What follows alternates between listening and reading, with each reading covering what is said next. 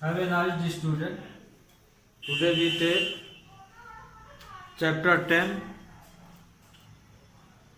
तो हम लोग चैप्टर 10 आज पढ़ेंगे सर्किल। सर्किल में आज ये आपका लास्ट क्वेश्चन है। बहुत क्वेश्चन नहीं थे, 2-3 क्वेश्चन और हैं बस।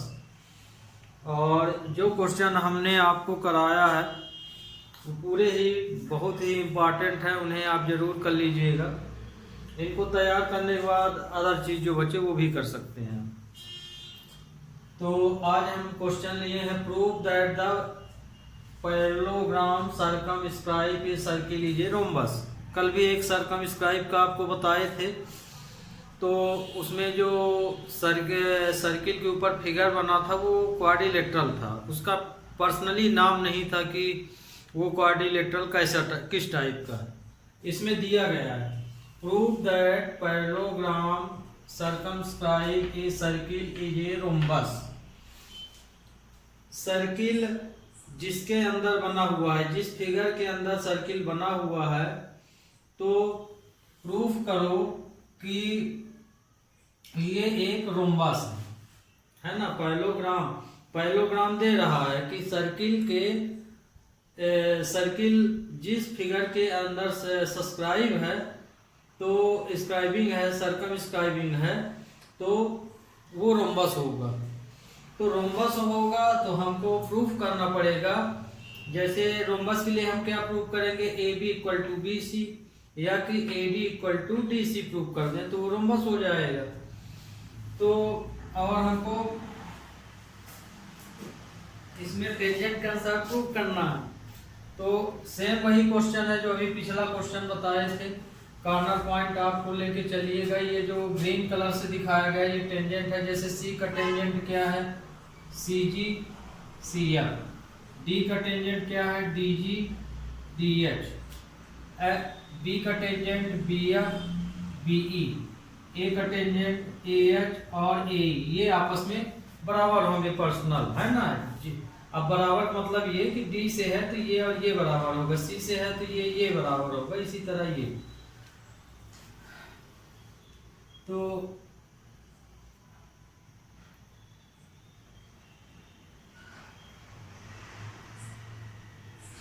Solution,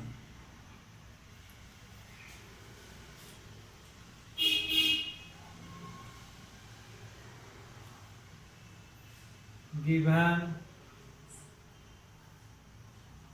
quadrilateral A B C D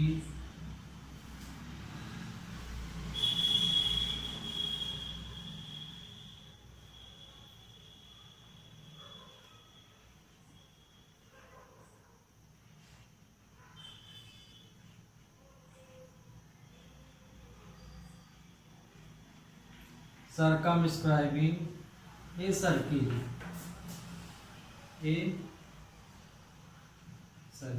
ये गिवन है। अब इसी के अंतर्गत अब इसमें देखिए क्वेश्चन इतना है, तो आप एक कोई भी क्वाड्रिलेटरल बनाइए। क्वाड्रिलेटरल इसी तरह बनाइए कि वो दिखे भी लगभग उसी तरह, पैरेललोग्राम या स्क्वायर के समान इस तरह से।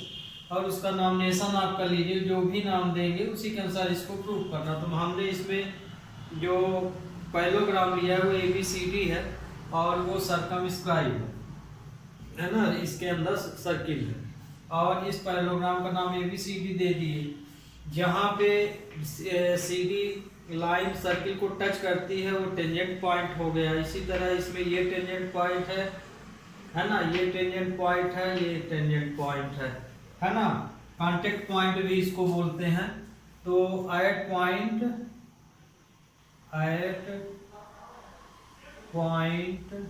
सी, जैसे हम यहाँ से शुरू करते हैं सी, तो सी लिए तो सी का टेंजेंट है सी जी और C F.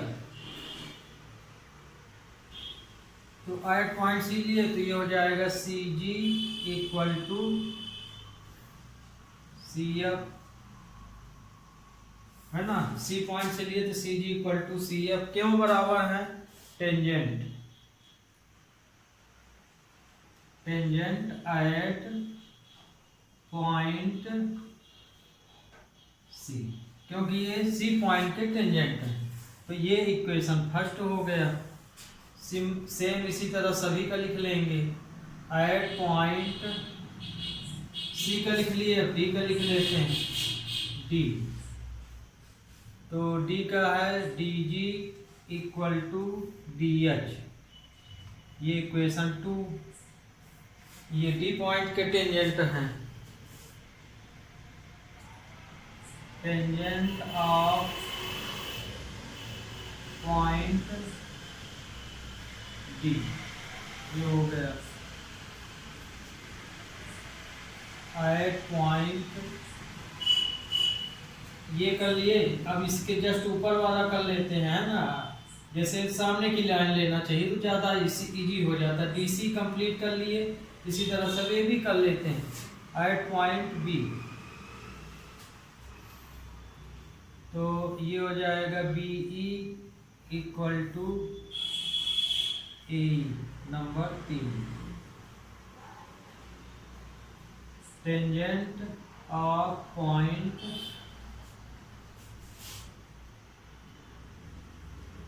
B at point A का हो जाएगा A equal to A H, number 4। Tangent of point A, ये अब इसमें क्या करेंगे, इन सबको प्लस कर लेंगे। तो इसमें ध्यान रखिए, इसमें जब हम प्लस करेंगे तो जैसे बी ई बी, ये देखिए यहाँ थोड़ा गलत लिख दिए हैं। बी पॉइंट का टेंजेंट है बी ई और बी एफ, ये बी एफ। अब इन चारों को सम कर जोड़ लीजिए। Adding equation first, second, third, fourth, इन चारों को प्लस करेंगे ये वाले, तो ये हो जाएगा C G plus D G plus B E plus A E equal to C F plus D H plus B F plus A H. अब यहाँ देखिए इनमें वैल्यू रखना पड़ेगा। ये तो हम प्लस कर दिए, ये पूरा है ना, ये इन इक्वेशनों को हमने क्या किया, प्लस कर लिया। अब सी जी और D C, here C D की वैल्यू कितनी है, डी जी प्लस सी जी। फिर ए बी की वैल्यू कितनी है, ए ई प्लस बी ई।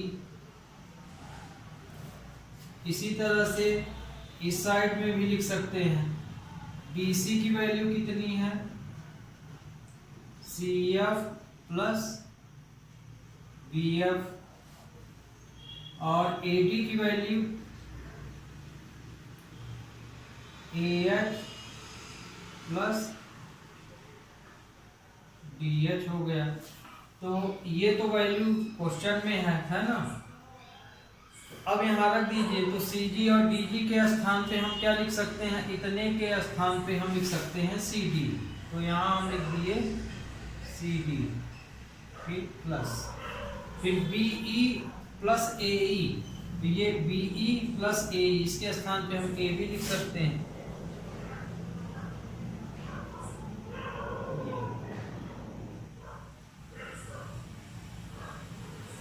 है ना, ये चीज आप यहाँ से देख सकते हैं।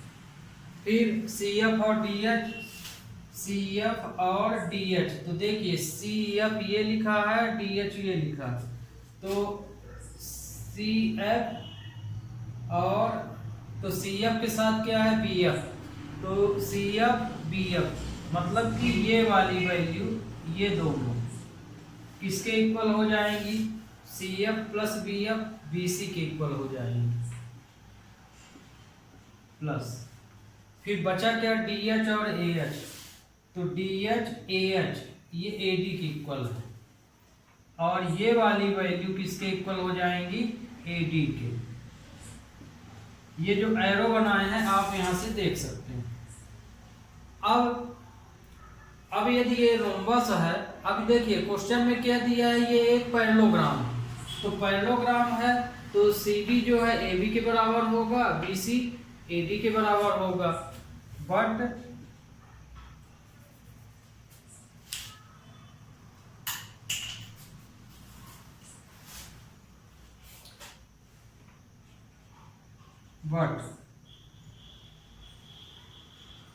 if गिवन में है, but given A B C D is a parallelogram. अब यदि ये पैरेललोग्राम है तो सी डी ए बी के बराबर होगा, then C D equal to A B and और B C line A D के बराबर होगी, A D equal to B C. ये पैरेललोग्राम की कंडीशन है। तो अब हमें यहाँ पे इसे रोम्बस यदि प्रूफ करते हैं तो एडजेसेंट साइड हमको इक्वल प्रूफ कर देना है। तो एडजेसेंट साइड मतलब जो जुड़ी हो, तो ए बी को या तो हम ए डी की इक्वल ले आए, या ए बी को हम बी सी की इक्वल ले आए, या ए डी को डी सी की इक्वल बता दें, या डी सी को बी सी की इक्वल बता दें। तो हम यहाँ सी डी के स्थान पे सी डी के स्थान पे ए बी रख सकते हैं, इसलिए A B plus A B.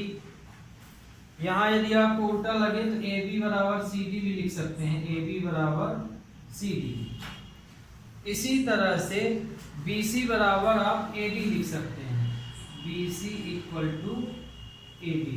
तो यहाँ पे हम सी डी और ए डी की वैल्यू रख रहे हैं, ये हो जाएगा B C plus B C, तो ये हो जाएगा 2ab इक्वल टू 2bc, या ab equal to bc।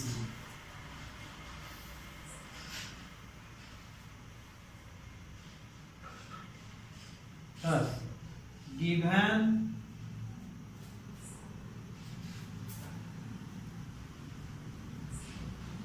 a parallelogram is a rhombus,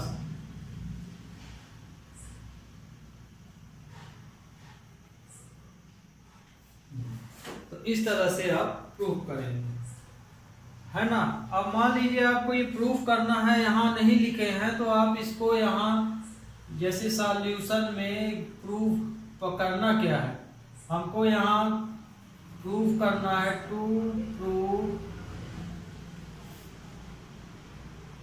quadrilateral A B C D is a rhombus. अब यदि ये रोम्बस है तो साइड के अनुसार लिख लीजिए, अथवा ए बी बराबर बी सी। रोम्बस में चारों साइड इक्वल होती हैं, आपको पता है।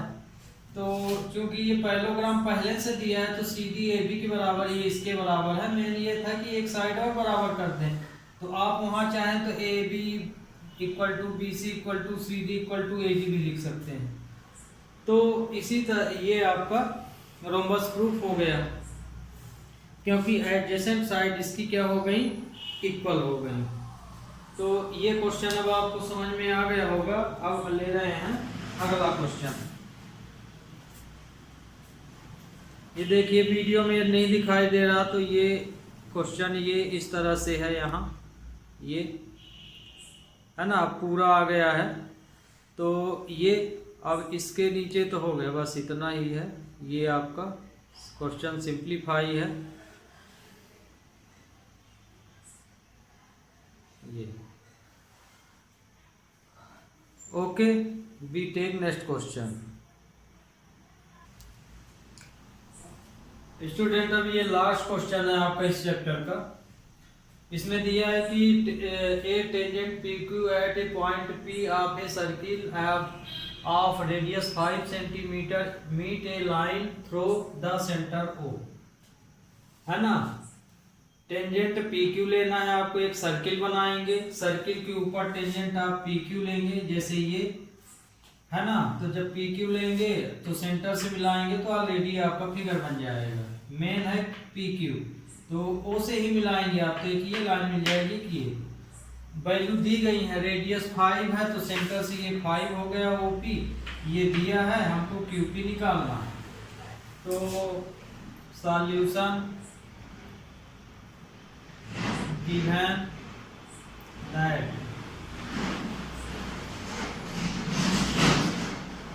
Radius OP equal to 5 centimetre, ये दिया है। टेंजेंट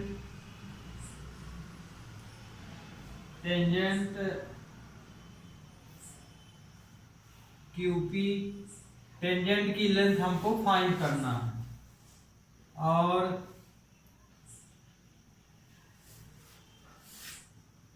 पॉइंट क्यू और ओ के बीच का distance, and O Q equal to 12 centimetre by Pythagoras theorem.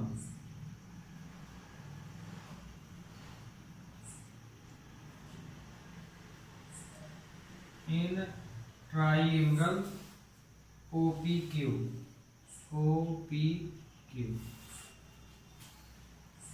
तो OQ का स्क्वायर, QP का स्क्वायर, OP का स्क्वायर, इनमें वैल्यू रख दीजिए। तो ये हो जाएगा 12 का स्क्वायर, QP फाइंड करना है, और ये 5 का स्क्वायर 144, QP का square equal to 25, 144 minus 25 QP का स्क्वायर, तो QP का स्क्वायर इक्वल टू 119, तो QP इक्वल टू √19 सेंटीमीटर। तो ये लेंथ आ गई। ध्यान रखिएगा इस तरह के क्वेश्चन इंपॉर्टेंट हैं। हाँ, इतना जरूर हो सकता है कि इसमें नंबर वो चेंज कर दे, तो ध्यान रखिए ये क्वेश्चन भी आप अच्छी तरह से तैयार किए रहिएगा। तो इस तरह से स्टूडेंट आपका चैप्टर 10 कंप्लीट हो गया है, और जो भी क्वेश्चन बताएं वो बहुत इम्पॉर्टेंट है, इन्हें आप ज़रूर पढ़ लीजिएगा। और अगले उसमें लेक्चर में अब हम अगला चैप्टर लेंगे, और अगले चैप्टर में मेंसुरेशन चैप्टर पढ़ाएंगे, मतलब कि सर्किल से रिलेटेड क्वेश्चन है पहला चैप्टर, है ना। और जैसे सिलेंडर है, स्फेयर है, इस तरह के क्वेश्चन भी बताएंगे। तो आज से आपका ये chapter complete. Okay, have a nice day.